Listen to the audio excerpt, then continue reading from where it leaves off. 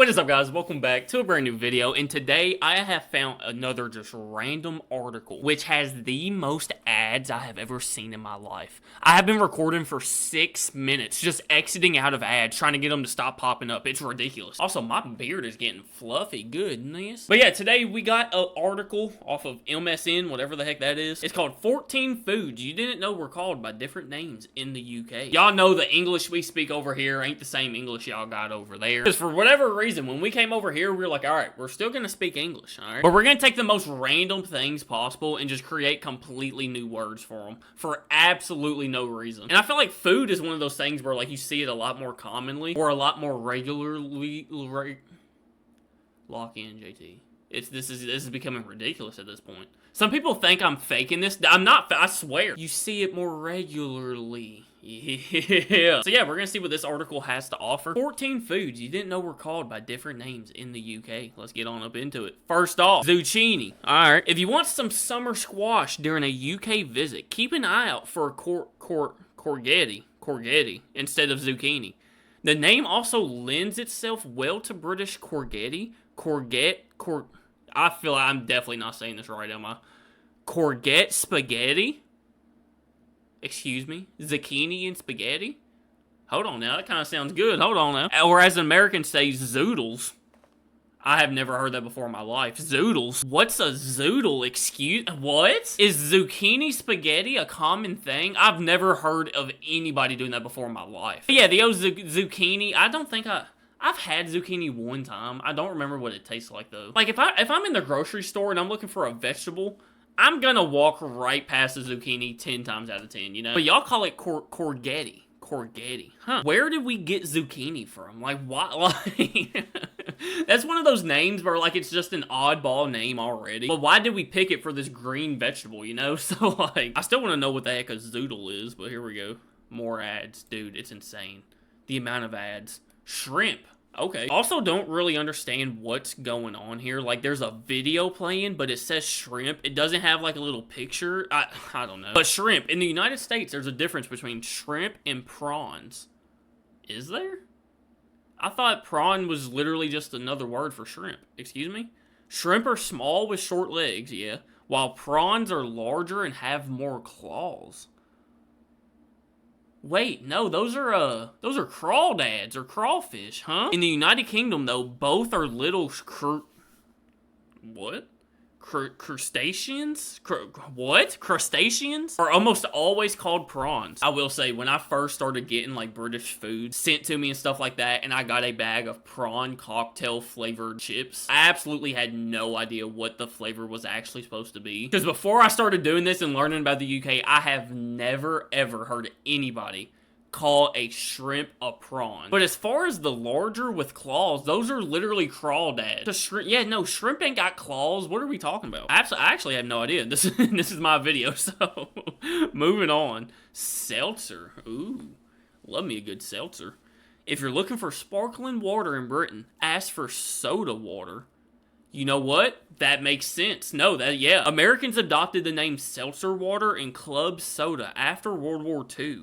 But the original soda water name stuck around in the UK. Of course, we know they're spending most of their waking hours drinking tea instead.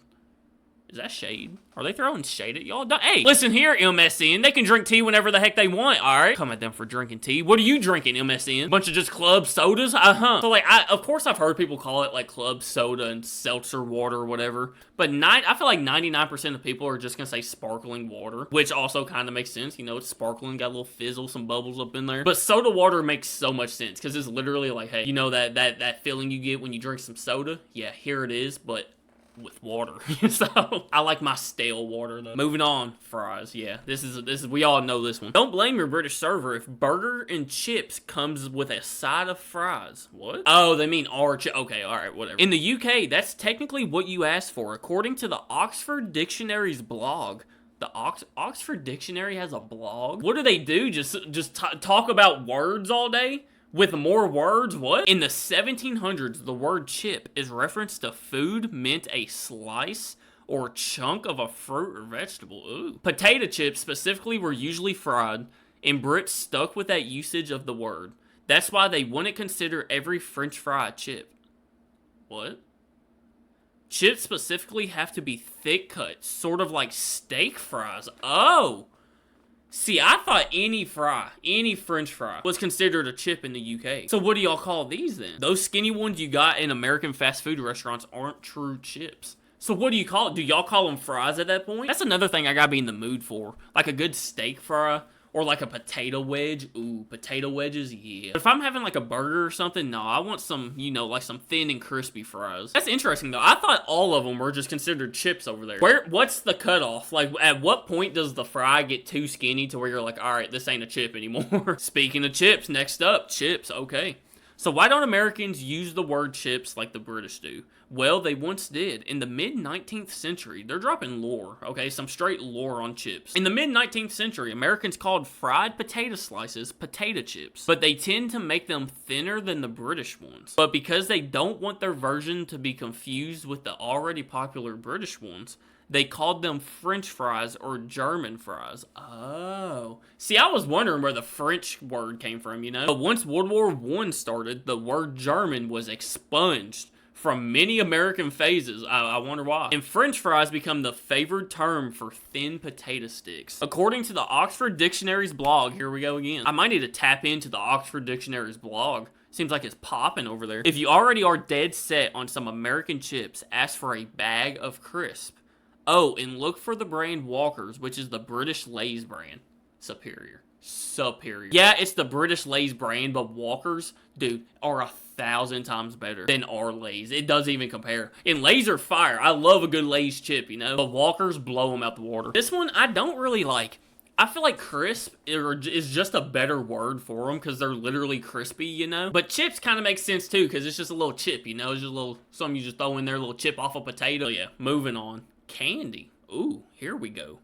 Candy, a little packaged good for your candy craving would be called sweets or sweeties in Britain. Just don't call that Cadbury's bar a sweet. It's chocolate. Chocolate bars are their own category, but sweets can be any other confection from fruity gummies to hard toffees. See, yeah, like all candy. Chocolate, sweet, it doesn't matter. If it's in the candy section, Americans are gonna call it candy. But if I'm craving some chocolate and you bring me back some sour Skittles or something, I'm gonna be mad. So I kind of like that it's its own separate category in the UK, you know? But again, sweets, sweeties, like, it just makes sense. Candies, like, where did that even come from? Did somebody get, like, a bad gummy one time, started chewing on it, and they're like, dude, this tastes like a candle? We should call these candies, you know? Like, where did that word come from? I don't care what you call them. Candy, dude. Terrible for your teeth, but they're so good. Oh, forget candy. Let's put some cotton in front of it. Cotton candy. Oh, yeah. The spun sugar. What?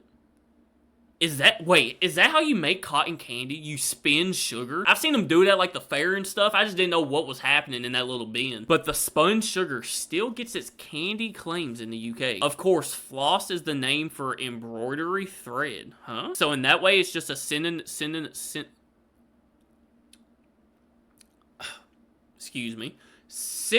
there we go, for cotton. Not gonna lie, I kind of like cotton candy more than candy floss. I don't know why. Alright, moving on.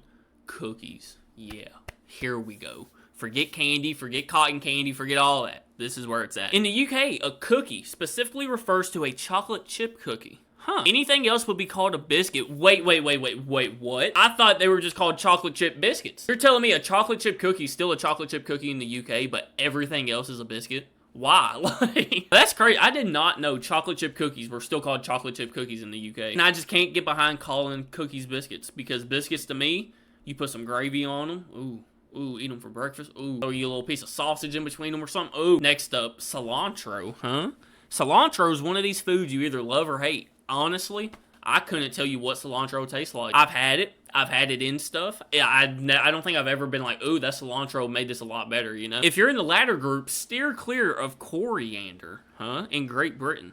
According to Merriam-Webster, they're cheating on Oxford. Hold on. You're telling me the rest of this article's been nothing but Oxford Dictionary. Now you're hitting up the Merriam-Webster? I don't like these sources. I don't like flip-flopping between sources like this. But according to Merriam-Webster, cilantro comes from the Spanish, which makes sense for the US, whereas coriander comes from the French, although they both come from the Latin. What? So it comes from the Spanish and comes from the French, but they really ain't got nothing to do with any of it? Alright. I feel like I've heard people call cilantro coriander here in America. Like I feel like I know grandma. She's not saying cilantro. She's gonna call it coriander. Yeah, I mean, what, the little green stuff, you know? It's just, yeah. Ooh. Here we go. Yeah, grilled cheese. Don't get disgruntled. I won't. I promise you. When you can't find your favorite comfort food on a British menu, a cheesy toasty will give you that same deliciously toasted bread and heavenly melted cheese that you're looking for. It might be panini pressed or broiled in the oven instead of on a skillet. I don't care how you make it, as long as the bread's toasted and the cheese is melted, that's all that matters. But it's guaranteed to satisfy your craving. I mean, you could call this dog turd between two pieces of bread. I don't care. I love me a good grilled cheese. Toasty's just cute. That's like a cute name for it, you know? Like, grilled cheese is like his government name, and Toasty is what all of his friends call him, you know? Hear me out. You put the bread down, put some cheese on it, and then put some hot sauce in the middle of it, and put the bread on top of it. Spicy grilled cheese. Listen. Fire. Oh, eggplant. I knew this one. Aubergine, yeah. Americans' clothing retailers seem to like the term too. What? You'll usually see a dark purple shirt labeled aubergine. Sure. I don't think I've ever looked at a dark purple shirt before in my life, so sure. Which we would imagine makes it a better sell than an eggplant top, yeah. Aubergine is literally his government name, you know, like... That's the fancy term for it, I feel like. I don't know. The emoji ruined this vegetable for me, so I can't even...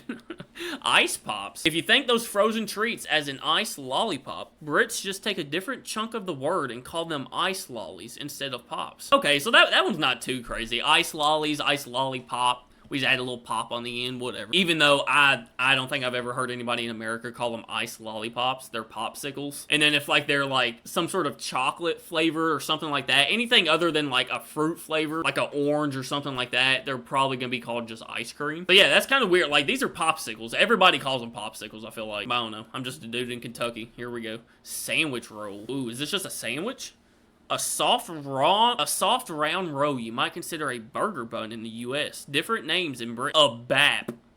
That's what y'all call a sandwich roll, a bap?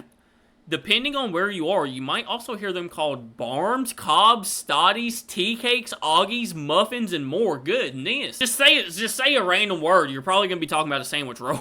They're often eaten at breakfast with one simple meat, topped with ketchup or barbecue sauce, like brown sauce. It's worth a sandwich if for no other reason than the fun of saying bacon bap. True. But I'm here for all the random different names for it, yeah. Bat, barms, cobs, stotties, tea cakes, and oggies. That makes me actually want to eat it. Just a sandwich roll sounds boring. Will you give me a bacon bat? Oh yeah. Yeah. And last but not least, arugula. No, the rocket salad you see on a menu has nothing to do with space travel. What? Rocket is just another name for arugula. Oh, so y'all call arugula a rocket in the UK. Okay. That absolutely makes no sense to me at all. Like, a lot of these have been kind of close to each other. Well, I guess sandwich roll, not really. But where'd you get rocket from? This is, what? So if somebody in the UK asked me, hey JT, you want to go watch a rocket launch? It's most likely just a bunch of dudes throwing some arugula in there.